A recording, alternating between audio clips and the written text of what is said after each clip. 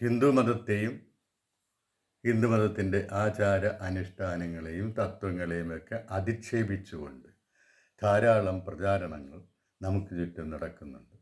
പല വ്യക്തികളുടെയും, അതായത് പ്രൊഫസർമാരായിട്ടുള്ളവരുടെയും ഡോക്ടറേറ്റ് ഉള്ളവരുടെയും ഒക്കെ വീഡിയോകൾ ഇങ്ങനെ ധാരാളം പ്രചരിക്കുന്നു. പലരും അത് കണ്ടിട്ടുണ്ടാവാം. അതിൽ പറയുന്ന വിഷയങ്ങളെക്കുറിച്ച് നേരിട്ട് അറിവില്ലാത്തതുകൊണ്ട് അവർ പറയുന്നത് സത്യമാണെന്ന് പലരും വിശ്വസിക്കുന്നു. അത് ഏറ്റുപിടിച്ച് പാടുന്നു. ഇതിനെതിരായിട്ടുള്ള ഒരു ഒരു ഒരു കോഷനാണ്, ഒരു മുന്നറിയിപ്പാണ് ഞാനിവിടെ നടത്താൻ ഉദ്ദേശിക്കുന്നത്. അത് ഡോക്ടർ TS ശ്യാംകുമാർ എന്ന ആളിൻ്റെ അദ്ദേഹം ധാരാളം വീഡിയോകൾ ഇറക്കിയിട്ടുണ്ട്. അതിലൊരു വീഡിയോ അദ്ദേഹം തത്വമസിയെക്കുറിച്ച്, ഒന്നല്ല രണ്ട് വീഡിയോയിൽ പറയുന്നത് തത്വമസിയെക്കുറിച്ച് വളരെ അധിക്ഷേപകരമായിട്ടുള്ള പ്രസ്താവനകൾ നടത്തിയിരിക്കുന്നു. തത്വമസി എന്ന് പറഞ്ഞാൽ ഏറ്റവും പ്രതിലോമകരമായിട്ടുള്ള ആപത്കാരിയായിട്ടുള്ള ഒരു പ്രസ്താവനയാണെന്നാണ് അദ്ദേഹത്തിൻ്റെ കണ്ടെത്തൽ. ഒരു കാര്യം ഞാൻ പറയട്ടെ, അദ്ദേഹം റിസർച്ച് ചെയ്തിട്ടുള്ളത് കേരളത്തിലെ തന്ത്രവിദ്യയിലാണ്.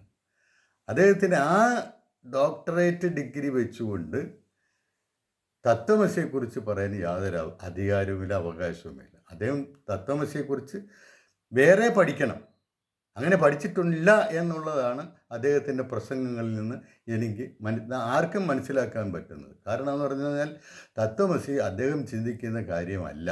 അദ്ദേഹം പറയുമെന്ന് പറഞ്ഞാൽ ഒരു നമ്പൂതിരിയും മറ്റൊരു നമ്പൂതിരിയും കൊണ്ട് തത്വമസി, ഞാൻ നീ തന്നെയാകുന്നു, നീ അത് തന്നെയാകുന്നു എന്നൊക്കെ പറഞ്ഞു കഴിഞ്ഞാൽ അത് ശരിയായിരിക്കാം. പക്ഷേ കീഴാളൻ, ദളിതൻ, ഇതൊന്നും എവർക്കൊന്നും പറയാൻ പറ്റത്തില്ല, ഇവരോടൊന്നും പറയാൻ പറ്റുന്നു. കീഴാളൻ ദളിതനും നിങ്ങൾ എന്തിനാണ് സ്വയം മുദ്ര കുത്തുന്നത്? നിങ്ങൾ ചണ്ടാലനാണെന്ന് ആര് പറഞ്ഞു? കീഴാളനാണെന്ന് ആര് പറഞ്ഞു? നിങ്ങൾ ആ മേലങ്കി എടുത്ത് അണിഞ്ഞിട്ട് മറ്റുള്ളവരെ കൊഞ്ഞനം കുത്തേണ്ട കാര്യം എന്താ? പണ്ട് കാലത്തെ കാര്യങ്ങൾ എടുത്തു പറഞ്ഞു. ഇന്നിപ്പം നമ്മൾ ഭാരത മഹാരാജ്യത്താണ് ജീവിക്കുന്നത്. ഇവിടെ ഒരു ഭരണഘടനയുണ്ട്. ആ ഭരണഘടനയ്ക്കനുസരിച്ചാണ് കാര്യങ്ങൾ നടക്കുന്നത്. ഈ ഭരണഘടന നിലനിൽക്കുമ്പോൾ നിങ്ങൾ എന്തിനാണ് ഈ പഴയ ചൊറികൾ കുത്തി വേദനിക്കുന്നത്? പഴയ ചൊറികൾ അവിടെ തന്നെ കിടന്നോട്ടെ. നമ്മൾ ഇനിയിപ്പോൾ അതിനെക്കുറിച്ച് സാങ്കല്പികമായി കുത്തിയെടുത്ത് നമ്മളതിനെക്കുറിച്ച് വേദനിക്കേണ്ട ഒരു കാര്യവുമില്ല. പണ്ട് നടന്നതെല്ലാം നടന്നു, അത് തെറ്റായിരുന്നു. അതൊരു തത്വത്തിൻ്റെ അടിസ്ഥാനത്തിൽ നടന്നതല്ല.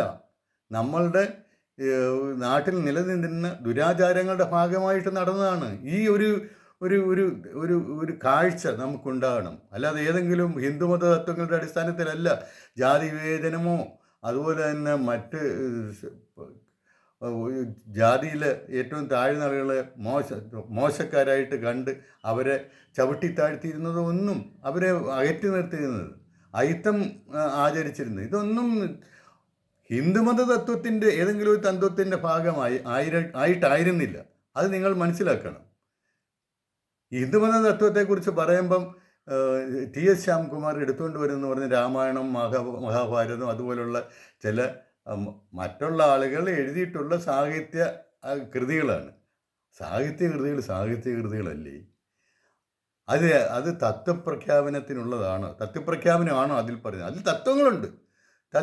ചില സന്ദർഭങ്ങളിൽ മഹാഭാരതത്തിൽ ഇപ്പം ഭഗവത്ഗീത എന്ന് പറയുന്നത് തത്വ പ്രസംഗമാണ്. അത് വേറെ. പക്ഷെ അതിലെ മറ്റ് കഥാപാത്രങ്ങൾ അങ്ങോട്ടും ഇങ്ങോട്ടും പറഞ്ഞതും ചെയ്തതുമൊക്കെ തത്വമാണെന്ന് പറഞ്ഞ് വ്യാഖ്യാനിച്ച് അതിൻ്റെ അടിസ്ഥാനത്തിൽ ഹിന്ദുമതം വളരെ മോശമാണ്, ശ്രീരാമൻ മറ്റേയാളിനെ ജാതിയുടെ അടിസ്ഥാനത്തിൽ വിലക്കി കൊന്നു എന്നൊക്കെ പറയുന്നത്, ഇതൊക്കെ എന്ന് പറഞ്ഞു കഴിഞ്ഞാൽ അതൊക്കെ കഥാപുസ്തകങ്ങളിലെ കാര്യങ്ങളാണ്. ഒരു ചരിത്ര നോവലെന്ന് തന്നെ എടുത്തു.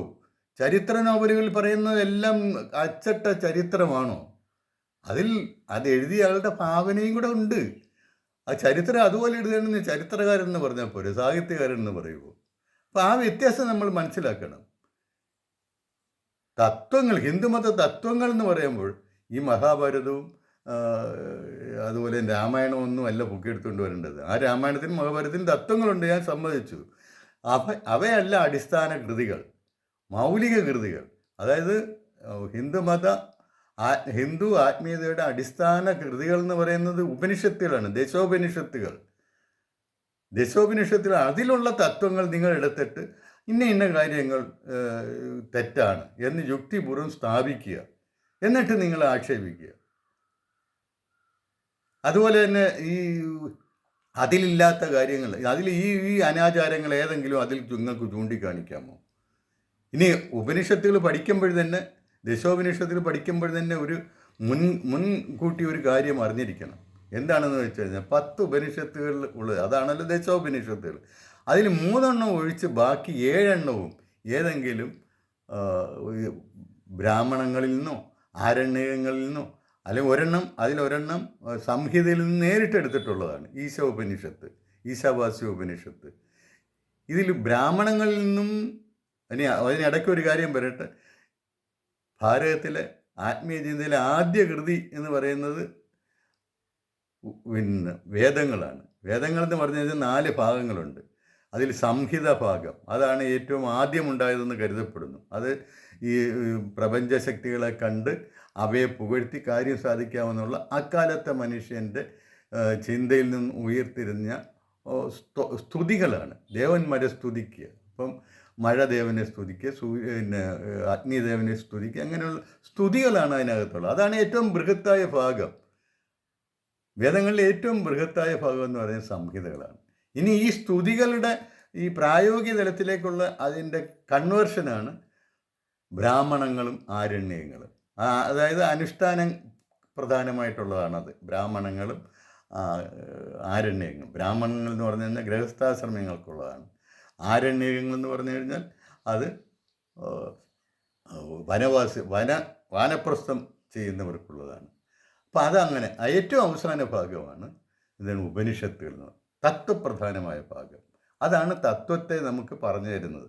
അതാണ് നാം ഹിന്ദു മത അനുയായികൾ പഠിക്കേണ്ട കാര്യം എന്ന് പറഞ്ഞാൽ ഈ ഉപനിഷത്തുകളാണ്. അതിലെ ഒരു 10 പഠിച്ചു കഴിഞ്ഞാൽ ഏകദേശ ധാരണ ഹിന്ദുമതത്തെക്കുറിച്ച് നമുക്ക് കിട്ടും. അതുകൊണ്ടാണ് ഈ 10 ഏറ്റവും പ്രമുഖവും ആധികാരികവുമായിട്ട് ആചാര്യന്മാർ അംഗീകരിച്ചിട്ടുള്ളത്. ഈ 10 ഞാൻ നേരത്തെ പറഞ്ഞു വന്നതുപോലെ 7 ആരണ്യങ്ങളിൽ നിന്നോ സംഹിതകളിൽ നിന്നോ അല്ലെങ്കിൽ ബ്രാഹ്മണങ്ങളിൽ നിന്ന് എടുത്താണ്. അപ്പം ഇവയിൽ നിന്ന് എടുക്കുമ്പോൾ അവയുടെ ചില അംശങ്ങൾ ഈ ഉപനിഷത്തിൽ വരും. കാരണം എന്താണെന്ന് വെച്ച് കഴിഞ്ഞാൽ, ഇപ്പോൾ ഒരു തത്വപ്രധാനമായ ഒരു അംശം ഒരു ബ്രാഹ്മണത്തിലുണ്ടെങ്കിൽ ആ ബ്രാഹ്മണത്തിലെ ആ അധ്യായം മുഴുവനായിട്ടാണ് എടുക്കുന്നത്. ഇപ്പോൾ ബൃഹദാരണ്യ ഉപനിഷത്ത് അത് ശതപഥ ബ്രാഹ്മണത്തിൻ്റെ ഒരു ഭാഗമാണ്. അപ്പം തത്വപ്രധാന ഭാഗം അടുത്തേക്കും കുറേ അധ്യായങ്ങൾ ഇങ്ങനെ എടുത്തിരിക്കുകയാണ്. 6 അധ്യായങ്ങൾ ഇങ്ങനെ എടുത്തിരിക്കുകയാണ്.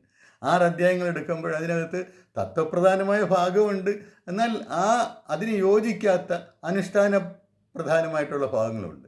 അപ്പം നമ്മൾ ബൃഹദാരണ്യ ഉപനിഷത്ത് പഠിക്കുമ്പോൾ ഈ അനുഷ്ഠാന പ്രധാനമായിട്ടുള്ള ഭാഗങ്ങൾ ഒഴിവാക്കണം. അവിടെ ആ ഒരു ത്യാജ്യഗ്രാഹ്യ വിവേകം നമ്മൾ കാണിക്കണം. അങ്ങനെ കാണിക്കണമെന്ന് വേറൊരു ഉപനിഷത്തിൽ പറഞ്ഞ് നമ്മൾ മാതൃദേവോ ഭവ പിതൃദേവോ ഭവ എന്നൊക്കെ പഠിച്ചിട്ടുള്ള ഒരു ഉപനിഷത്തുണ്ടല്ലോ. ആ ഉപനിഷത്തിൽ പറയുന്നുണ്ട്, തൈത്തിരീയ ഉപനിഷത്ത്, അതിനകത്ത് പറയുന്നുണ്ട്, നിങ്ങൾ ഗുരു ശിഷ്യന്മാരോട് പറയാണ്, ഞങ്ങൾ ചെയ്ത എല്ലാ കാര്യങ്ങളും നിങ്ങൾ പിന്തുടരേണ്ട കാര്യമില്ല. നിങ്ങൾക്ക് ശരിയെന്ന് തോന്നുന്ന കാര്യം പിന്തുടർന്നാൽ മതി. ഞങ്ങൾ പറയുന്ന എല്ലാ കാര്യങ്ങളും നിങ്ങൾ സ്വീകരിക്കേണ്ട. നിങ്ങൾ ചിന്തിക്കണം. നിങ്ങളുടെ യുക്തിക്ക് നിരക്കുന്നു, നിങ്ങൾക്ക് ശരിയെന്ന് തോന്നുന്ന കാര്യങ്ങൾ മാത്രമേ നിങ്ങൾ ശരിക്കുള്ളൂ. അപ്പോൾ ഇവിടെയും ഏത് ഉപനിഷത്തുകൾ പഠിക്കുമ്പോഴും നമ്മൾ ശ്രദ്ധിക്കേണ്ട കാര്യം എന്ന് പറഞ്ഞാൽ നമ്മൾ യുക്തിസഹമായ കാര്യങ്ങൾ അതിൽ നിന്ന് സ്വീകരിക്കുക. അല്ലാതെ അതിനകത്ത് അനുഷ്ഠാന പ്രധാനമായിട്ടൊരു ഭാഗമുണ്ട്, അയ്യോ ഉപനിഷത്തിൽ ഇതാണ്ട് ഇങ്ങനെ പറഞ്ഞിരിക്കുന്നു. തത്വമാണ് എടുക്കേണ്ടത്. വിതരണമാണ് ഉപനിഷത്തുകളുടെ കടമ. അതാണ് അതുകൊണ്ട് ഉദ്ദേശിച്ചിരിക്കുന്നത്. തത്വമില്ലാത്ത കാര്യങ്ങൾ നമ്മൾ കളയണം. നമ്മൾ എന്തെല്ലാം ആഹാരങ്ങൾ കഴിക്കുന്നു, നമുക്ക് ശരീരത്തിന് ആവശ്യമുള്ളത് സ്വീകരിച്ചിട്ട് നമ്മളങ്ങ് വിസർജിക്കുകയാണ് ബാക്കിയുള്ളതെല്ലാം. അതുപോലെ തന്നെയാണ് ഉപനിഷത്തിൽ പഠിക്കുമ്പോഴും ഈ 7 ഉപനിഷത്തുകൾ ഈ നിഷ്ഠ നമ്മൾ പാലിച്ചിരിക്കണം. പക്ഷേ ശ്യാംകുമാറിൻ്റെ പ്രസംഗങ്ങൾ കേൾക്കുമ്പോൾ അദ്ദേഹം ഈ തത്വങ്ങൾക്കൊന്നും വലിയ പ്രാധാന്യമൊന്നും കൊടുക്കുന്നില്ല. അദ്ദേഹം ഇതിനകത്ത് മറ്റുള്ളവർ വിമർശിക്കാൻ, ആക്ഷേപിക്കാൻ പറ്റിയ എന്തെല്ലാം കാര്യങ്ങളുണ്ടെന്നുള്ളതാണ് അദ്ദേഹത്തിൻ്റെ അന്വേഷണം. അതുകൊണ്ട് തന്നെ അദ്ദേഹത്തിന് തത്വം വേണ്ടവണ്ണം ഗ്രഹിക്കാൻ പറ്റിയിട്ടില്ല എന്നുള്ളത് വളരെ വ്യക്തമാണ്. ഈ ദോഷം, അത് ഞാൻ പറഞ്ഞ നിഷ്ഠ പാലിക്കാത്തത് കൊണ്ടുണ്ടായ ദോഷം അദ്ദേഹത്തിൻ്റെ എല്ലാ ചിന്താഗതികളിലുമുണ്ട്. ഇത് പാലിക്കണം. അപ്പം ഇതിനകത്ത് ഇപ്പം ബൃഹദാരണ്യ ഉപനിഷത്തിൽ പിന്നെ ഭാര്യയുടെ ജാരനെ എങ്ങനെ നേരിടണമെന്നൊക്കെ പറഞ്ഞിട്ടുള്ള വിശദീകരണങ്ങൾ കൊടുത്തിട്ടുണ്ട്. അതുപോലെ തന്നെ ഈ പുത്രോൽപത്തി എന്ന് പറയുന്നത് ലൈംഗിക ബന്ധത്തിൽ ഏർപ്പെടുന്ന ഒരു ഒരു ഒരു അനുഷ്ഠാനം പോലെ ചെയ്യുന്നതായിട്ട് അതിനകത്ത് വിവരിച്ചിട്ടുണ്ട്. അപ്പം അതൊക്കെ ഒരു തത്വപ്രധാനമായിട്ടുള്ള കാര്യങ്ങളല്ല. അപ്പോൾ ആ ഭാഗങ്ങൾ വരുമ്പോൾ ആചാര്യന്മാർ പോലും അതിനെക്കുറിച്ചൊന്നും മിണ്ടത്തില്ല. ഈ ഭാഗങ്ങൾ വരുമ്പോൾ നമ്മൾ അത് മാറ്റി നിർത്തണം. തത്വം മാത്രം സ്വീകരിക്കുക, അതും യുക്തിസഹമായി മാത്രം സ്വീകരിക്കുക. അപ്പോൾ ഏതെങ്കിലും ഒരെണ്ണം യുക്തിരഹിതമായിട്ട് കണ്ടതുകൊണ്ട് ഇതിനകത്ത് ഇങ്ങനെയുണ്ട്, അതുകൊണ്ട് ഇത് കൊള്ളത്തില്ല എന്ന് പറയരുത്. ഞാൻ ഈ ആഹാരത്തിൻ്റെ കാര്യം പറഞ്ഞത് തന്നെയാണ്. ഏതെങ്കിലും ആഹാരം കഴിക്കുമ്പോൾ വിസർജ്യം ഒരുപാടുണ്ട്, അതുകൊണ്ട് ഈ ആഹാരം കൊള്ളത്തില്ലെന്ന് നമ്മൾ പറയാൻ പാടുണ്ടോ? അതുപോലെ തന്നെയാണ് ഇവിടെ. ഇനി തത്വമസിയിലേക്ക് വരാം. തത്വമസി എന്ന് പറഞ്ഞു കഴിഞ്ഞാൽ ഈ ഉപനിഷത്ത് 10 ഉപനിഷത്തുകൾ 4 മഹാവാക്യങ്ങളുണ്ട്. ആ 4 മഹാവാക്യങ്ങൾ എന്ന് പറഞ്ഞു കഴിഞ്ഞാൽ 4 വ്യത്യസ്ത ഉപനിഷത്തുകളിലാണുള്ളത്. അതിൽ ഏറ്റവും ആദ്യം വരുന്നതെന്ന് പറഞ്ഞാൽ ബൃഹദാരണ്യക ഉപനിഷത്തിൽ അഹം ബ്രഹ്മാസ്മി, ഞാൻ ബ്രഹ്മമാകുന്നു. തത്വമസി എന്ന് പറയുന്നത് ചാന്തോക്യ ഉപനിഷത്തിൽ വരുന്നത് തത് ത്വം അസി, അത് നീ ആകുന്നു, അതാണ്. ഇനി മൂന്നാമത്തെ അയമാത്മാ ബ്രഹ്മ, ഈ ആത്മാവെന്ന് പറയുന്നത് ബ്രഹ്മം തന്നെയാണ്. അത് മാണ്ഡുക്യ ഉപനിഷത്തിലാണ് പറയുന്നത്. ഇനി ഐതരേയ ഉപനിഷത്തിൽ പറയുന്നത് പ്രജ്ഞാനം ബ്രഹ്മ, അറിവാണ്. അതായത് സവിശേഷമായ അറിവാണ് ബ്രഹ്മം. ഇതാണ് അതിനകത്ത് പറയുന്നത്. ഇപ്പം ഈ 4 മഹാവാക്യങ്ങളുണ്ട്. അതായത് ഭാരതീയ ആത്മീയ ചിന്തകളെ ദ്യോതിപ്പിക്കുന്ന 4 വാക്യങ്ങളും പ്രധാനപ്പെട്ട വാക്യങ്ങളാണ്. അതുകൊണ്ടാണ് അവയെ മഹാവാക്യങ്ങൾ എന്ന് പറയുന്നത്. അതിലൊന്നാണ് തത്വമസി എന്ന് പറയുന്നത്. തത്വമസി എന്ന് പറയുന്നത് ഒരു ശ്വേതകേതു എന്ന് പറയുന്ന ഒരു പയ്യനെ അദ്ദേഹത്തിൻ്റെ അച്ഛൻ മുനി ഉദ്ദാലക ആരുണി പഠിപ്പിക്കുന്നതായിട്ടാണ്. ഒരു 12 വയസ്സ് കഴിഞ്ഞപ്പോൾ അച്ഛൻ മകനോട് പറയും, ശ്വേതകേതു, നീ ഒരു കാര്യം ചെയ്യ്, നീ എവിടെയെങ്കിലും പോയി ഏതെങ്കിലും ഗുരുവിൻ്റെ കീഴിൽ അഭ്യസിക്കണം, വേദാഭ്യസനം നടത്തണം. ഈ വേദം അഭ്യസിച്ചില്ലെങ്കിൽ നീ ബ്രാഹ്മണനാകില്ല, നീ ബ്രഹ്മബന്ധു മാത്രമേ ആകുകയുള്ളൂ. അതൊരു ശ്രദ്ധിക്കേണ്ട ഒരു പ്രസ്താവനയാണ്. അതായത് ഏതെങ്കിലും ഒരുത്തൻ പൂണൂലിട്ട് ഇട്ടാൽ അവൻ ബ്രാഹ്മണനാണെന്ന് നമുക്ക് പറയാൻ പാടില്ല എന്നുള്ള വ്യക്തമായ സൂചനയാണ് ഈ ഉപനിഷത്ത് ഭാഗം നൽകുന്നത്. 6-ാം അധ്യായത്തിലാണ്, ചാന്തോക്യത്തിലെ 6-ാം അധ്യായത്തിൻ്റെ ആരംഭത്തിലാണ് ഈ കാര്യങ്ങൾ പറയുന്നത്. ഇതിനെ ശ്വേതകേതു അതനുസരിച്ച് ഏതോ ഒരു ഗുരുവിൻ്റെ അടുക്ക പോയിട്ട് 12 വർഷം വേദാഭ്യസനം നടത്തി. വേദമൊക്കെ അഭ്യസിച്ചപ്പോൾ അയാൾ ഇച്ചിരി തലക്കനത്തോടുകൂടി വന്നു. എനിക്കെല്ലാം അറിയാം, ഞാൻ വലിയ ആളാണെന്നുള്ള രീതിയിൽ വന്നു. ഇത് കണ്ടപ്പോൾ അച്ഛന് മനസ്സിലായി, ഇവൻ ആട് ശരിയല്ല, ഇവൻ്റെ ചിന്താഗതി തെറ്റാണ്.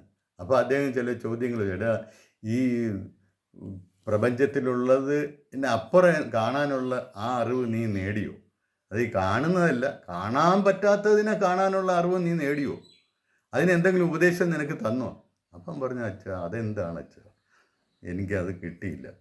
അത് ഒരു മൺപാത്രങ്ങളും അതുപോലുള്ള കാര്യങ്ങൾ, മണ്ണുകൊണ്ടുള്ള എല്ലാ വസ്തുക്കളും മണ്ണിൻ്റെ രൂപഭേദങ്ങളാണ് എന്ന് മനസ്സിലാക്കുന്ന വിദ്യ. അപ്പോൾ അതായത് ഈ പറഞ്ഞു വരുന്നതെന്ന് പറഞ്ഞു കഴിഞ്ഞാൽ ഈ പ്രപഞ്ചത്തിൽ കാണുന്ന എല്ലാം ബ്രഹ്മത്തിൻ്റെ പ്രകടിത ഭാവങ്ങളാണെന്ന് മനസ്സിലാക്കുന്ന വിദ്യ. അതാണ് ഏറ്റവും വലിയ വിദ്യ, ജ്ഞാനം എന്ന് പറയുന്നത്. അതുപോലെ ഇരിക്കും ആ അറിവ്. അപ്പോൾ അങ്ങനെ അച്ഛനോട് ചോദിച്ച് അച്ഛൻ മകനെ അഭ്യസിപ്പിക്കുകയാണ്. അങ്ങനെ അഭ്യസിപ്പിച്ച് വന്നപ്പോഴാണ് അച്ഛൻ പറയുന്നു, ഇവിടെ കാണുന്ന എല്ലാം ഈ ഏറ്റവും അണുവായിട്ടുള്ളതിൽ നിന്നുണ്ടായിട്ടുള്ളതാണ്. അതായത് ആ അണുവായിട്ടുള്ളത് എന്താണ്? ആത്മാവാണ്. അണുവായിട്ടുള്ളതിൽ നിന്നുണ്ടായിട്ടുള്ളതെല്ലാം എന്താണ്? അത് ബ്രഹ്മമാണ്. ഇത് പറഞ്ഞ അത് ബ്രഹ്മമാണ്, അത് നീയാകുന്നു. തത്വം അസി, നീ ബ്രഹ്മം തന്നെയാണ്, നീ മറ്റൊന്നുമല്ല. ഇതാണ് പഠിപ്പിക്കുന്നത്. ഇത് ഏതെങ്കിലും ഒരു നമ്പൂതിരി മറ്റൊരു നമ്പൂതിരിക്കെടുക്ക് പറയുമ്പോഴല്ല, എല്ലാവരും. ഇവിടെ ചണ്ടാളന് അങ്ങനെയുള്ള വ്യത്യാസങ്ങളൊന്നും അതിനകത്തില്ല, അവിടെ എങ്ങും പറയുന്നുമില്ല. ചണ്ടാളൻ എന്നൊക്കെ പറയുന്നത് ഓരോരുത്തരുടെ അങ്ങനെ ഒരാളങ്ങനെ വിളിക്കുമ്പോൾ നിങ്ങൾ ചണ്ടാളനായി പോവൂ, നിങ്ങൾ ദളിതനായി പോവൂ. നിങ്ങൾ ദളിതനാണെന്ന് സ്വയം വിചാരിച്ചു കഴിഞ്ഞാൽ പിന്നെ ഒരു രക്ഷയുമില്ല. നിങ്ങൾ ഏത് അധകൃതനാണെന്നും വിചാരിച്ചു ആ ഒരു രക്ഷയില്ല. നിങ്ങൾ അധകൃതനായിട്ട് തന്നെ എല്ലാ കാലവും നിൽക്കും. ഈ ഈ ടി എസ് ശ്യാംകുമാറിനെ പോലുള്ള ആളുകളുടെ ലക്ഷ്യവും അതുതന്നെയാണ്. ഒരു വിഭാഗം ആൾക്കാർ എന്നും അധകൃതനായിട്ട് നിർത്തുക, എന്നും ദളിതനായിട്ട് നിർത്തുക, അവന് ആത്മാഭിമാനം ആത്മബോധം അവന് നിഷേധിക്കുക, ഏറ്റവും നിന്ദ്യനായിട്ട് അവൻ കഴിയാൻ അവനെ പ്രേരിപ്പിക്കുക. ഇതൊരു വലിയ ദ്രോഹമാണ് ആ വലിയ ജനതയോട് ഇവർ നടത്തിക്കൊണ്ടിരിക്കുന്നത്. ഇതല്ല ഹിന്ദുമത തത്വങ്ങൾ എന്ന് പറഞ്ഞു കഴിഞ്ഞാൽ ഇതല്ല എന്നെങ്കിലും മനസ്സിലാവണം. തത്വമസി അല്ല, ഇതല്ല.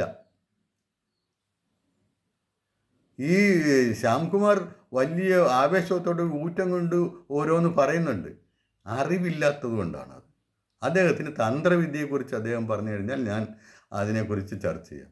ഈ അറിഞ്ഞുകൂടാത്ത കാര്യത്തെക്കുറിച്ച്, ഹിന്ദുമത തത്വങ്ങളെക്കുറിച്ച്, ഉപനിഷത്ത് തത്വങ്ങളെക്കുറിച്ച്, തത്വങ്ങൾ എന്നുള്ളത് ഞാൻ എടുത്തു പറയുകയാണ്. കാരണം ഉപനിഷത്തിലെ ഏതെങ്കിലും ഒരു ഭാഗം എടുത്തിട്ട് ആ ഉപനിഷത്തിൽ ഇങ്ങനെ പറഞ്ഞിട്ടുണ്ടോ എന്ന് ചോദിക്കരുത്. അതിനുള്ള കാരണമാണ് ഞാൻ ആദ്യം പറഞ്ഞത്. ഈ ഉപനിഷത്തുകൾ ഉണ്ടായ എടുത്ത വഴി അത് ശ്രദ്ധിക്കണം. അത് പലരും ശ്രദ്ധിക്കാറില്ല.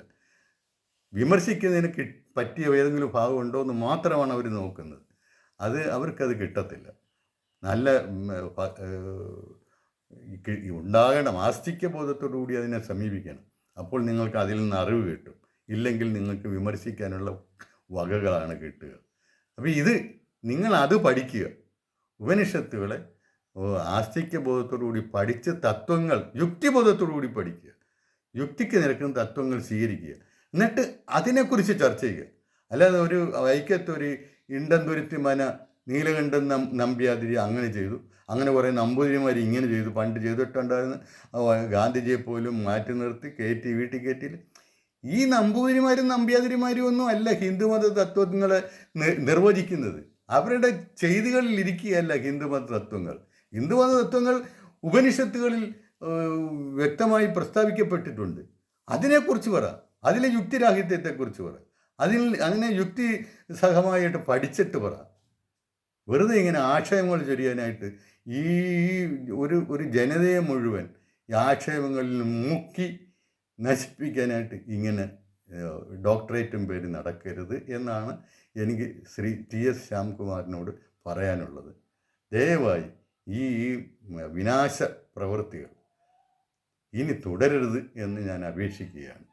ഇത് വലിയ ദോഷം ഈ ജനങ്ങൾക്കും ഹിന്ദുമതത്തിനും അതുപോലെ ഈ രാജ്യത്തിനും വരുത്തി വയ്ക്കുന്നുണ്ട്.